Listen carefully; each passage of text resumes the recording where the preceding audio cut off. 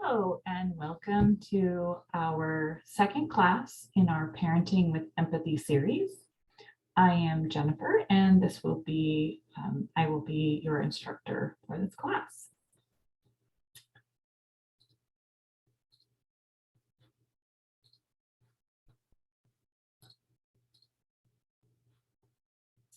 Okay, so this is Parenting with Empathy Class 2, How to Build a Lifelong Bridge Between You and Your Child. Our goals for today are to, one, understand what empathy is. This is a bit of a review from our first class in the series. We're going to learn how to develop and practice empathy for ourselves and for our children. And finally, how to teach and encourage empathy in our children.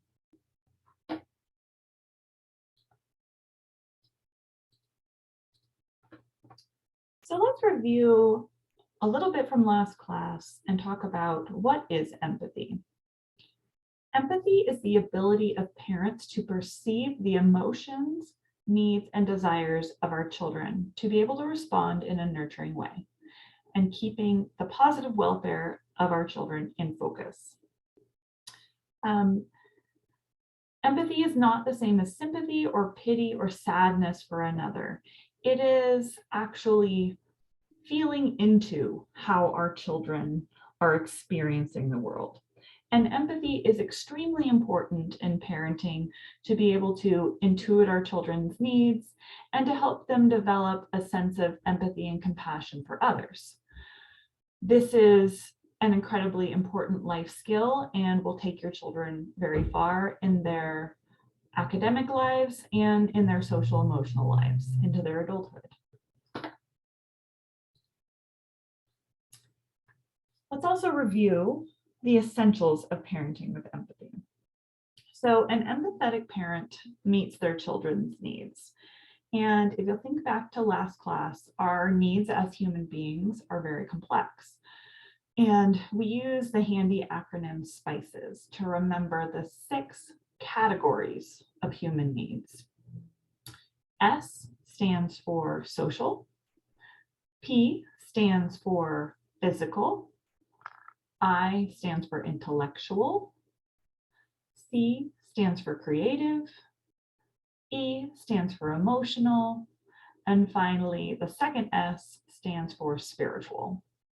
So those 6 categories of need are universal in human beings. So from the time we're born until the time we die, we have individual needs in each of those 6 categories. And they change throughout our lives. And but it's important to understand that there's a large spectrum of needs for any given human being. So an empathetic parent helps their child meet all of those. An empathetic parent holds and comforts their child. Physical touch has many benefits for children's growth and development, but at its core, it strengthens the bond between parent and child. An empathetic parent tries to figure out what their child is thinking or feeling. When our children are babies, this is more difficult. We have to intuit their needs. We have to become familiar with their nonverbal cues. And as they get older, our job is still to try to figure out what they think and need as they slowly develop the ability to communicate those needs. And it's also to help them develop those communication skills. And then finally, empathetic parents respond to their children in a caring way. They reflect back what the child said, they help them identify the emotion, and they validate it, and if necessary, they come up with a solution with their child. Last class, we also discussed self-compassion or empathy for ourselves. And why this is so essential to parenting with empathy is that we as parents cannot give to our child what we are not giving to ourselves. We cannot pour from an empty cup. So we have to make sure that our needs in those 6 categories using the acronym SPACES, that our needs are being met as well. And then when we are able to practice that for ourselves, we can more easily model that for our children and teach them how to be empathetic towards themselves and others. Self-compassion has 3 components. Self-kindness, which is actively soothing ourselves in time of suffering or pain. Mindfulness, which is being very aware of our emotions, being aware of our physical sensations and surroundings, and facing the truth of our experience, even when it is unpleasant. And then finally, the 3rd component of self-compassion is recognizing our common humanity. So this means that we hold mindfulness with the idea that everyone is experiencing pain in their lives, that we are not alone in our pain, that our pain and suffering connects us to other human beings, and that can help us feel less isolated. Okay, we are going to watch a short video on 7 ways to develop empathy for others.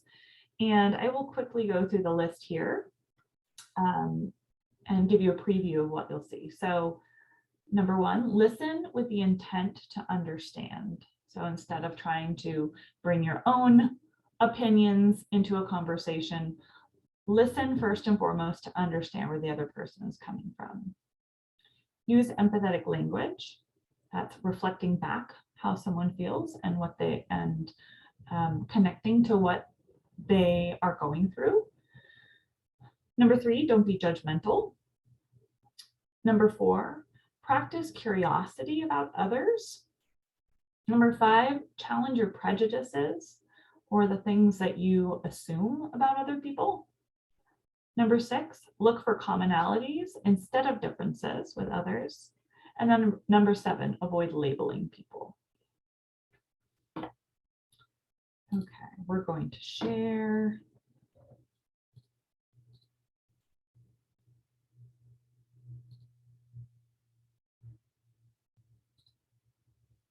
And this video is about 3.5 minutes long.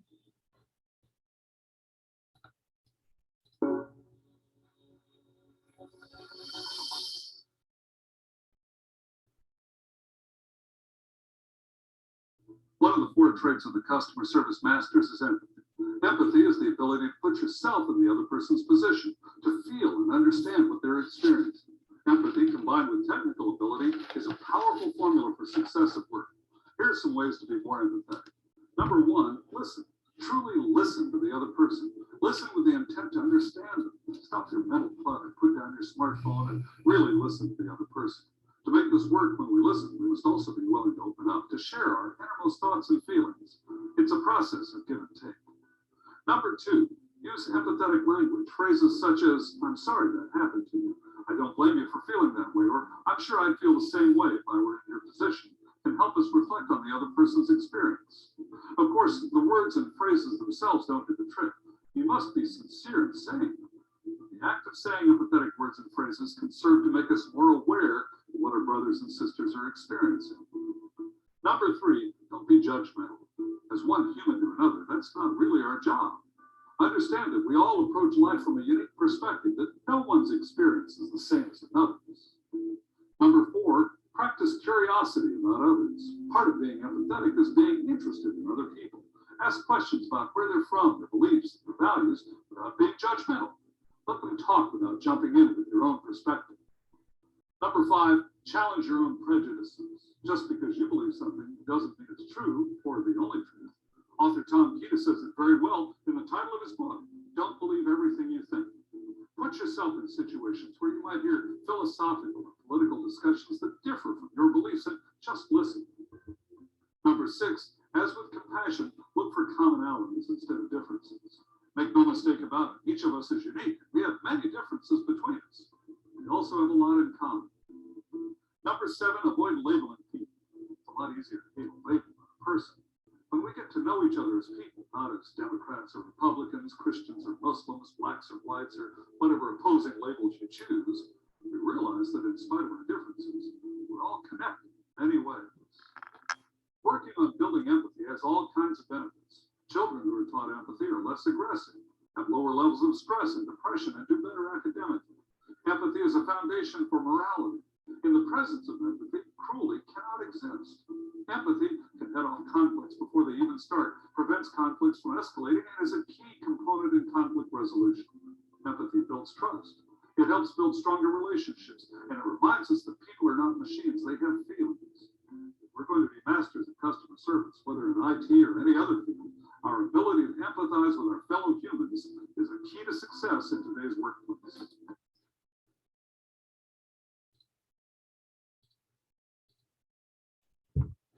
So that video was directed mostly at developing empathy for other adults, but it can also really help us when we are trying to respond empathetically to our children.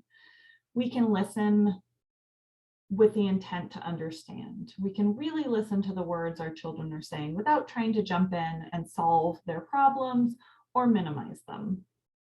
We can use empathetic language that validates how they're feeling.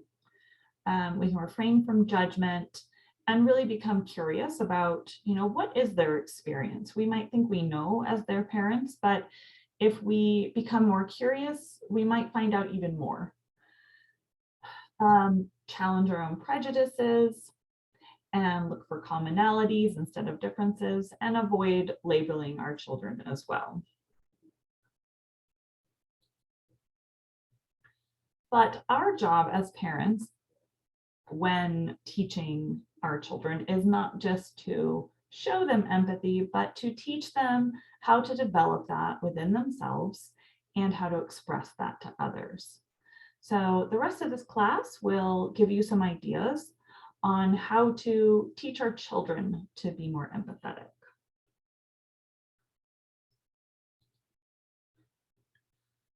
The first and probably the most important way to teach empathy to our children is to model it for them. Children, especially under the age of 7, learn primarily through imitation. They copy or mimic what their parents do. This is how we learn to walk, talk, and feed ourselves, and even how we interact with others. Children who are treated with empathy are much more likely to show empathy to themselves and to others. Number 2, we can use nurturing discipline techniques. When we use discipline techniques that honor our children's feelings, respect them as individuals, and show empathy to them, we are instilling in them that empathy is something we value. Spanking, hitting, belittling, or criticizing our children are roadblocks to our connection. Harsh or violent discipline impedes our social development, emotional, and even physical development. So gentle, positive, nurturing discipline techniques are extremely important when teaching our children empathy. Number 3, we can teach our children to express their feelings. They need to know that there are no wrong feelings, but there are respectful and disrespectful ways to express those feelings. These must be modeled and consistently validated. So letting children know that, yes, all feelings are welcome, and there is a right and a wrong way to express those. The right way does not hurt others. The wrong way might hurt others.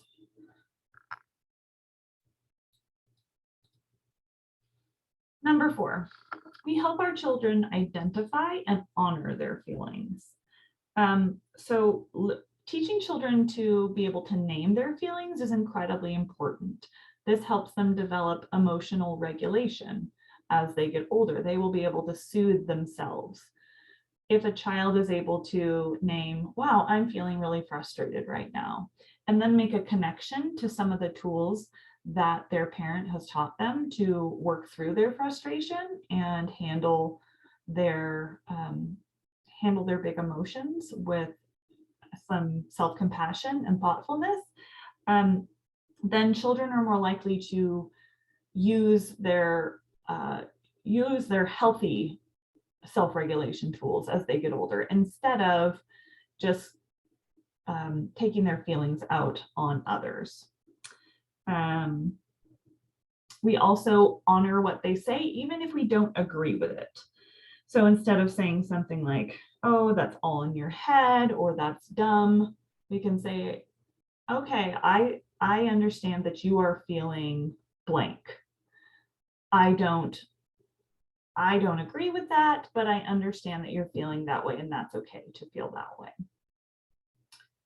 Number 5, point out nonverbal cues when we see this, when we see them in other people. So let's say you're at a park with your child and you see another child across the park get really angry when someone takes their one of their toys, and you point out to your child, wow, look at that girl's face. She looks really mad right now. Oh, she's clenching her fists. She must be really upset. Or you look another way and you see a child is chasing after some bubbles and they have a huge smile on their face and they're giggling, and you say, wow, that child must be so happy right now and they're just so joyful. Look at that big smile on their face. This helps children recognize nonverbal signals in others so that they can start connecting the cues they see in other people to an emotion, and then that emotion to themselves, and a time when they might have felt that before. Number 6, develop family morals and rules. This is something we discuss a lot more in depth in our effective discipline class, but empathy is the basis for morality. And if we can, as a family unit, sit down and identify what are some of our values as a family, be they respect or kindness or integrity, and then develop rules from those morals, so guidelines for how to conduct yourself within your family, children have a strong foundation of what is right and wrong as they move through life and into adulthood.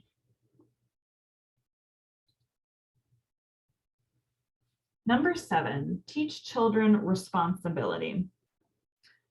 Part of teaching responsibility is teaching cause and effect. So if a child takes an action that harms another person, you can help model taking responsibility for that action by showing what an empathetic response would be. So for instance, if you have a toddler who pushes down another toddler, and the toddler they pushed is sitting on the ground crying, instead of coming to our child and saying, hey, that was horrible, say sorry, model taking responsibility for our actions in an empathetic way. Come to the hurt child and say, oh, I'm so sorry. That must have really hurt when he pushed you. Can I help you get an ice pack? And then help your child take responsibility for their actions. So maybe they go get the ice pack and bring it back to the person that they pushed.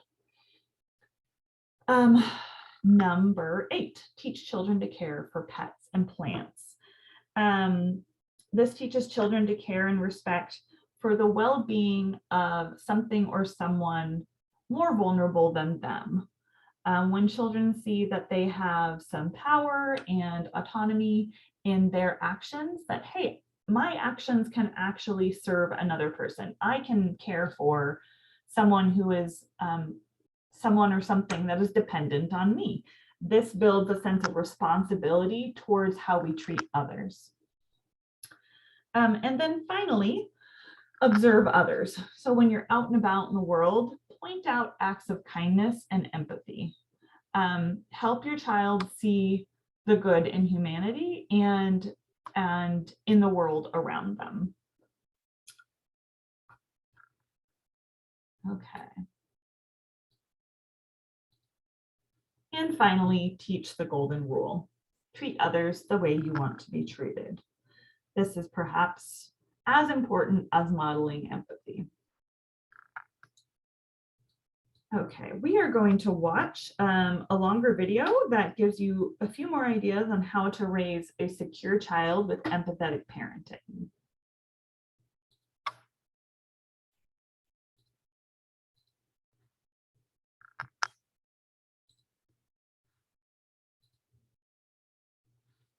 This one is a little bit longer. Oops.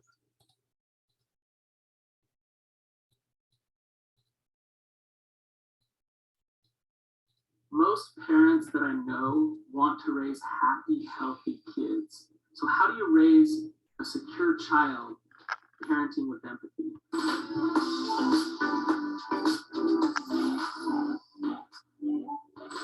As a therapist who treats trauma and addiction, it's obvious to me that children who have more love actually experience less problems as an adult. How do you give love to your child? Well, empathy is the way for your child to know that you really do love them. So I'm going to teach you what empathy is and how to practice that with your child. I gotta start with my parent guilt disclaimer. And maybe I just do this for myself because I have 4 kids.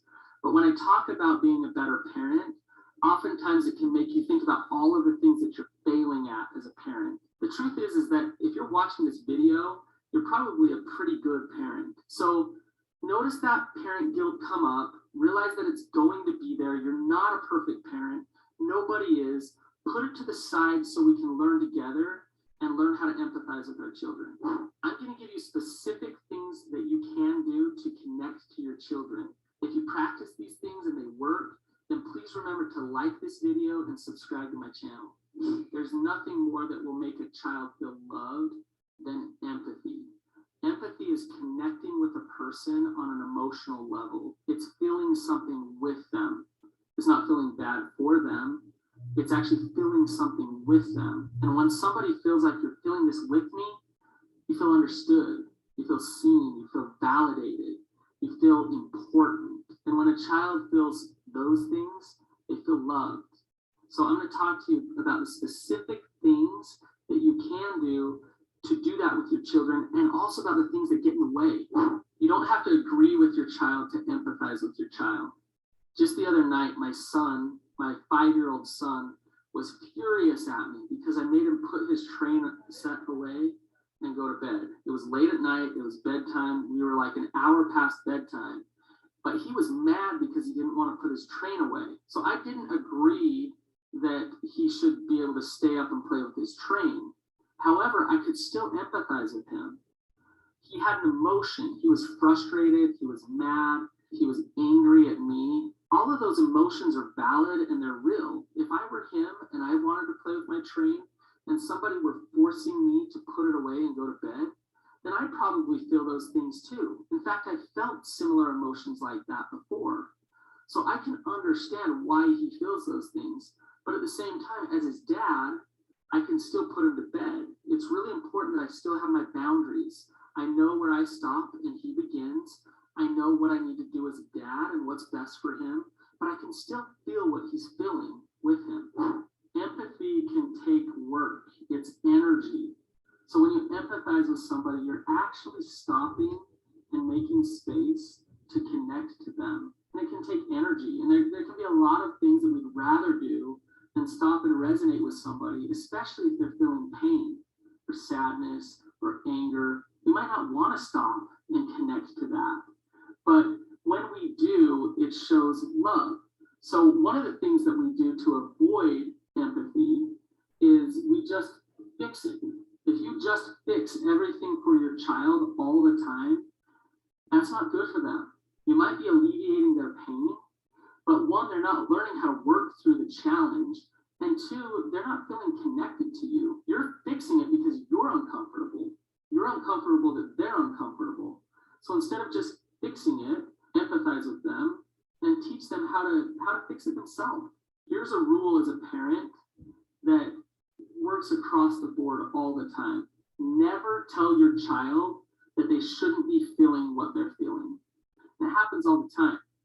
Well, it was just that. You shouldn't be that hurt. You shouldn't be that sad. You shouldn't be that angry. But they are. They feel that. So instead of trying to correct them into the emotion that they should feel, allow them to feel what they're feeling. So don't should on them. Replace what they should feel with validation of what they do feel. Remember, you don't have to agree with them, but all of their emotions are valid. They're real. They're real for them, so they're valid. Another common one is to just ignore them. That's not empathy.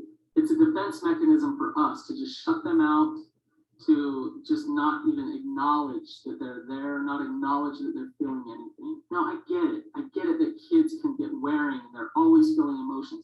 You don't have to acknowledge every single little emotion that they have. But if you're always shutting them out and you're always ignoring them, they're not going to feel understood and they're not going to feel loved. And lastly, don't just placate them and numb them out. So what I mean by this is if every time they're feeling hurt or sad or angry, you quickly throw media in front of their face so that they get distracted and they don't have to feel that anymore. Or you quickly give them a treat because if they have a treat, then they're going to be happy. That's a problem. You're fixing their problem with numbing behaviors. You're actually feeding addictive behaviors to your child. So instead of numbing them out, actually step into the pain with them and start to empathize with them. So don't numb them. Now at this point, your parent guilt should really be going because we've all done these things. I've done these things with my kids many times. And I know better, but yet I still fall into those traps. So recognize that you're not going to be perfect and you're going to do these things, okay? And even if you do these things, it doesn't mean you're going to screw your kids up. But recognizing that and then shifting back into empathy will be awesome for your kids. One of the first things to do when you empathize with your child is to get on their level. Now, I mean literally get on their level. Kneel down, look at them in the eye. Don't be standing above them, telling them what should be or how things are. But listen. So you get down on their level and you're actually taking in what they're saying as opposed to you telling them what is. So listen and get on their level is the first do. Once you're on their level and you're listening, you're already starting to de-escalate the emotions. Usually a child amps up and what they do with their emotions, they turn to the parent and they seek out love. Mom, Dad, do you feel it? Do you feel me? Do you see me? Am I important? Am I seen? When you get on their level and you listen, their emotion starts to get processed and it starts to de-escalate. Next, what I want you to do is validate them. Validating somebody is pretty easy, actually. It can be done with a nod of the head. And that nod of the head is saying, I understand. Or you can say things like, that makes sense to me. You're not crazy for feeling that way. Let's take the example of my son in the train. If I were to validate him, I could say something like, man, buddy, I would totally be bummed too if I had to go to bed and put my train away. That's really hard. And in that moment, he's going to feel like, oh, it's not me versus you, Dad. You actually love me. And you're also holding a boundary with me. So validating somebody is actually giving them permission to feel what they feel and saying to them, it's okay, you're not crazy. The next thing to do that can be very helpful is hold them. And I mean physically hold them, sometimes, depending on the circumstance. Your nonverbals communicate empathy more than your verbals do. So if you hold somebody, you hold space for them, you nod, you cry with your child, that all can be empathy. When I say hold them, you hold them physically, but you also hold space for them, that they can feel whatever they're feeling. And non-verbally, you're showing them, I care, I'm here with you, I'm listening. So the next do is to hold them. The last do when you empathize with your child is to understand them. It's really cool. And this happens with your children, with your spouse, with your coworkers. When whoever you're listening to feels understood, there's this feeling of relief. It just feels good. And usually what's happening when somebody feels understood is they're nodding their head. They're saying, yeah, that's what it's like for me. You get me. When they feel like you get them and that you're understanding them, that's where the magic happens. They feel seen and they feel understood. So the next do is to understand them. I got this message on Instagram just a couple of weeks ago, and it was an old acquaintance that I had, and she said, it's incredible, Brandon. I listened to one of your podcasts about empathy, with my children, and my son, who's always acting out. He's always a problem. He's always messing things up or yelling or teasing his siblings. I decided no matter what, all I was going to do for a week was empathize with him, just connect to him, just validate him, understand him, help him feel loved. So she did this. She messaged me after 2 days of it, and she said, his behaviors are completely changing already. He's not teasing as much. He's not yelling at as much. He's so much better as a child. And the fact of the matter is he has always been a good child. He's just lacking some love. He just wanted some understanding. And once he gets that understanding, then his behaviors change. And things work better for parent and child. So empathy is key to parenting. In fact, I think it's one of the most important things for your child to feel loved. Thanks for watching this video. I hope you found it useful. If you want more content, more in-depth content that will help your relationship, then check out my relationship reset. You can find it in the link below.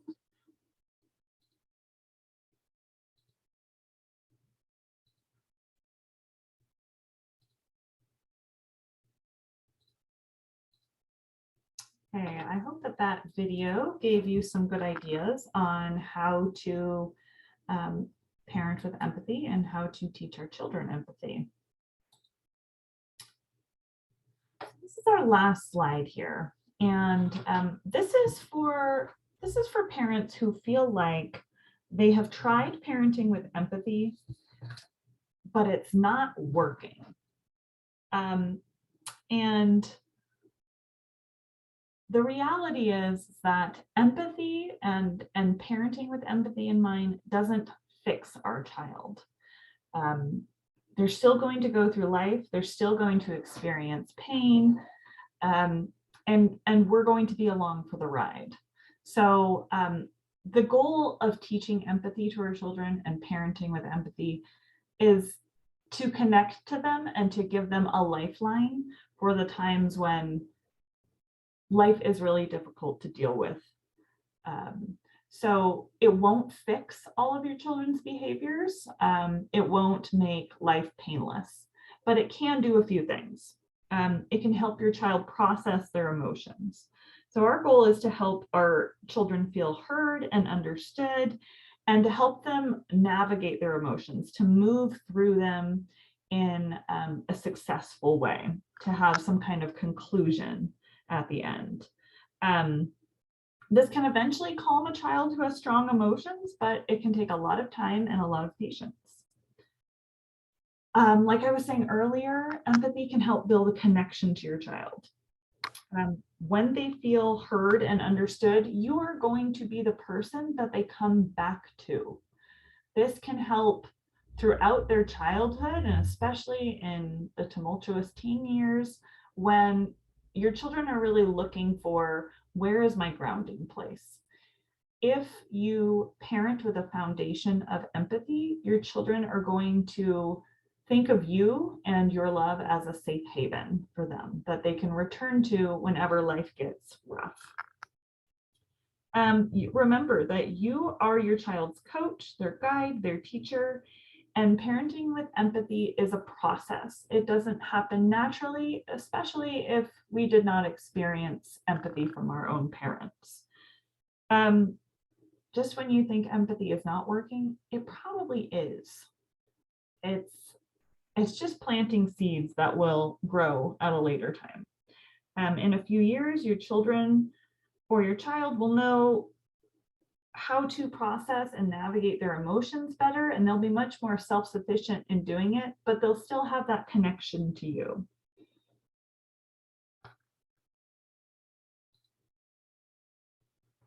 And that is the end of our Parenting with Empathy series. I hope you enjoyed this workshop and can put a lot of it to good use. Thanks so much for being here.